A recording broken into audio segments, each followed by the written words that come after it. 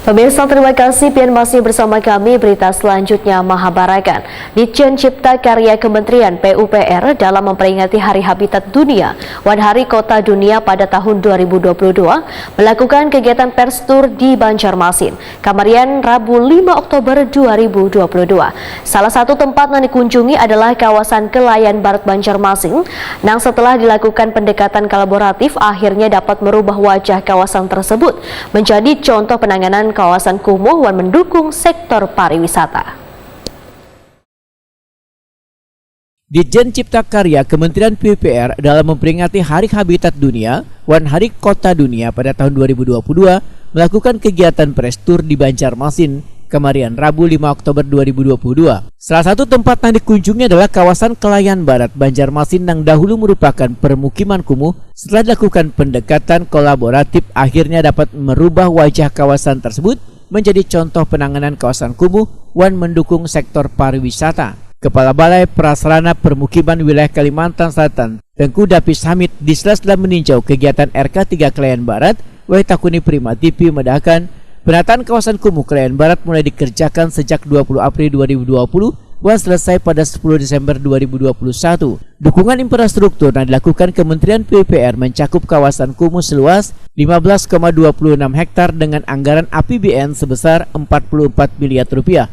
Adapun pekerjaan yang dilakukan berupa penataan ruang terbuka hijau, pembangunan jalan lingkungan, PL slab siring, perbaikan drainase, pekerjaan drop-off area, plaza, amphitheater, lapangan futsal mini, gerbang kawasan, wan area parkir, toilet, wan instalasi pengolahan air limbah. Tengku Dapis Hamid menyatakan penanganan kecipta karya yang dilakukan secara kolaborasi mulai dari pemerintah kota yang membebaskan lahan, kemudian Ditjen Cipta Karya Kementerian PUPR yang melakukan pembangunan. Baik, saya sampaikan terkait dengan kolaborasi. Penanganan kecipta karyaan selalu saya tekankan bahwa yang menjadi nahkoda adalah pemerintah kota, di mana pemerintah kota yang memiliki visi ini mau dibawa kemana kotanya. Gitu.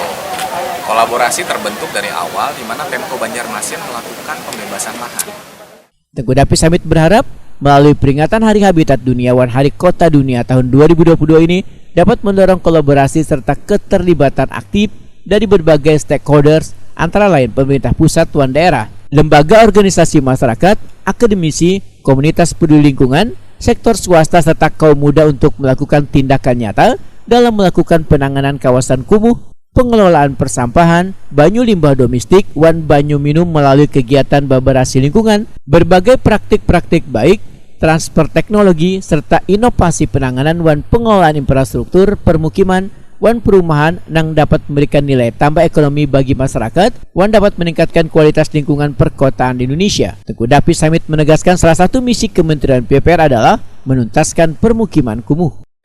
Jadi memang salah satu visi Kementerian PUPR adalah menuntaskan permukiman kumuh ya. Jadi 100-0-100. Nolnya itu adalah 0% kawasan kumuh. Tentunya kawasan Kelayan ini mendukung hal tersebut, gitu, di mana dengan pembangunan kawasan Kelayan ini sudah mengurangi luasan kawasan kumuh yang berdasarkan SK Wali Kota Banjarmasin sebelumnya 75 hektar. Dengan penanganan kawasan Kelayan sudah mengurangi luasan kawasan kumuh tuntas 15,26 hektar. Begitu. Sisanya di mana Pak lagi Pak? Ya, Pak. Sisa yang daerah kumuhnya di mana kalau dilihat LTW itu? Di SK ya. Berdasarkan SK Wali Kota ada beberapa spot lainnya. Oh, ada spot lainnya lagi. Ya, Oh. untuk kawasan Kelayan sudah selesai. Oh iya. Sebelumnya press tour Ditjen Cipta Karya Kementerian PUPR mengunjungi Spam Regional Banjarbakula yang berada di Kecamatan Banjarbaru Utara dengan luasan lahan sekitar 44,492 meter persegi. Spam regional ini berfungsi untuk memberikan pelayanan banyu minum untuk Banjarbaru, Kabupaten Banjar, dan Kabupaten Tanah Laut. IPA tahap 1 tahun anggaran 2014-2015 dengan kapasitas 200 liter per detik yang terserap sebesar sekitar 230 liter per detik pada tahun 2021.